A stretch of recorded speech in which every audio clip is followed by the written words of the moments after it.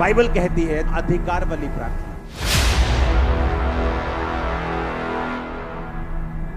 ये प्रार्थना वही कर सकता है जो परमेश्वर के साथ गहरे संबंध में। जब तक हमारी मेंटालिटी सेट नहीं होगी, जब तक हमारी सोच सेट नहीं होगी, शैतान विश्वासियों के साथ खेलता रहेगा। वो उनको मूर्ख बनाता रहेगा और विश्वासी ये प्रार्थना पॉइंट लेकर कि शैतान मेरे पे अटैक करता है और जादू मुझ पे अटैक करता है और मुझ पे टोना अटैक करता है, वो विक्टिम बना रहेगा और कभी भी परमेश्वर की जयवंत जीवन को नहीं ले पाएगा जो परमेश्वर ने उससे वायदा किया।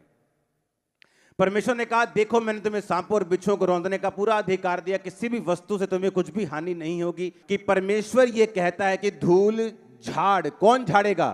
तुम खुद। शोभायमान वस्त्र पहन ले, कौन पहनेगा? तुम खुद। अपने गले के बंधन को तोड़ खोल, वो कौन करेगा? तुम खुद। क्योंकि परमेश्वर ये चाहता है कि विश्वासी पूरे अधिकार के साथ भरा हो और उसमें पूरी ताकत हो और वो शैतान से और दुश्मनों से कभी ना डरे। वो दुश्मन बीमारी हो, वो दुश्मन गरीबी का श्राप हो, वो दुश्मन कलेश हो, वो दुश्मन फैमिली कर्स हो, वो कोई भी हो, आप उसको शैतान को पांव के नीचे कुचल देंगे और आप आमीन बोल के फ्रेश होके यहां से वापस जाएंगे। हालेलुया। बाइबल कहती है दो तरह की प्रार्थनाएं हैं। एक मैंने कहा अधिकार वाली प्रार्थना, कि परमेश्वर उन चीजों के नाम जो नहीं है ऐसे लेता है जैसे कि वो हैं।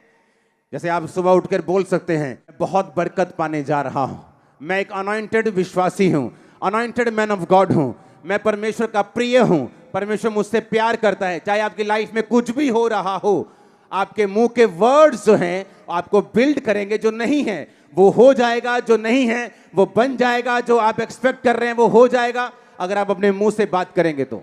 आमीन। अब परमेश्वर कहता है कि तुमको वो बोलना है जो बातें नहीं हैं। अपने पड़ोसी को बोलो वो चीजें जिनका वजूद नहीं है, परमेश्वर कहता है उनका नाम लो। आमीन आमीन। जब मैं मेंटली अपसेट के अटैक के नीचे था तो परमेश्वर दास ने मुझे बताया कि रोज आईने के सामने खड़ा होकर बोलना है कि तू परमेश्वर का अभिषेक दास है, परमेश्वर तुझे बहुत इस्तेमाल करेगा, परमेश्वर तुझसे प्यार। मैंने कहा ये मैं झूठ क्यों बोलूं? मुझे तो नहीं लगता कि मैं परमेश्वर का प्रिय हूं। अगर होता तो मैं इतने साल से हीलिंग की प्रेयर कर रहा हूं, वही नहीं मिल रही मेरे को, तो मैं परमेश्वर का प्रिय कैसे हो सकता हूं? मेरे तो प्रार्थना का उत्तर ही नहीं आ रहा, परमेश्वर मुझसे प्यार कैसे कर सकता है? मैं तो खुद शैतान से और बंधनों से आजाद हूं, तो मैं लोगों के लिए एक सामर्थी दास कैसे बन सकता हूं? लेकिन इसका मकसद था, जो हम बोलेंगे, जो चीजें नहीं हैं वो होंगी।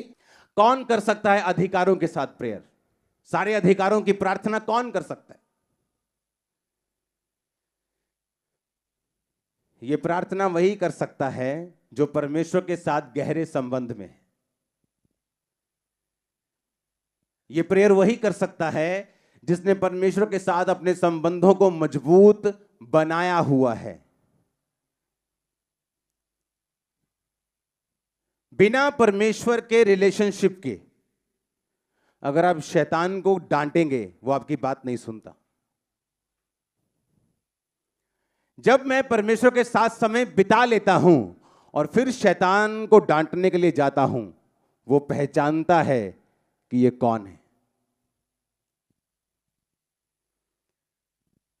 सिकवा के 7 बेटों ने दुष्ट आत्मा को बोला, ए दुष्ट आत्मा, उसी यीशु नाम में जिसका पौलुस नाम लेता है ना, निकल जा। कहती हम जीसस को भी जानते हैं, पौलुस को भी जानते हैं, पहचानते हैं, तू कौन है? शैतान को मालूम है आपके अधिकारों की प्रेयर किसी काम की नहीं अगर आपका संबंध परमेश्वर के साथ सही नहीं। फिर वो एक जादू, एक टोना, एक टोटका है। जैसे अन्य जाति लोग करते हैं कि लाइफ कैसी भी हो लेकिन ये हम पढ़ेंगे तो ठीक हो जाएंगे। हालेलुया।